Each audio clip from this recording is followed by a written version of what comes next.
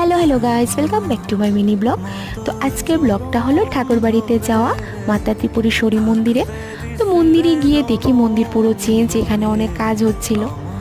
এরপর আমি প্রথমে ঠাকুর দর্শন করলাম, ঠাকুরকে ভোগ লাগালাম, আর মন্দির ফাঁকা থাকার কারণে খুব ভালো করে মায়ের দর্শন করতে পারলাম। এরপর আমি মন্দিরটা ঘুরে বেড়ালাম, আর তখন বিকেলের টাইম ছিল, তো একদম শান্ত পরিবেশ ছিল। তো ঠাকুরকে মোম ধূপকাঠি দেখালাম। মোম ধূপকাঠি দেখে আমি এখানে নিজের কিছুটা ভিডিও করলাম, কারণ আমি একা ছিলাম। তো আর মন্দির গেলে তো এমনি মন ভালো হয়ে যায়। তারপর মায়েরও কিছু ভিডিও করলাম।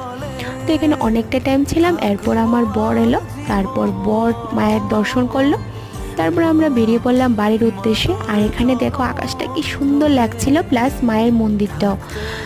তো আজকের ভিডিওটা এতটুকুই। তোমাদের সাথে দেখা হচ্ছে আরেকটা নতুন ভিডিওতে। টাটা।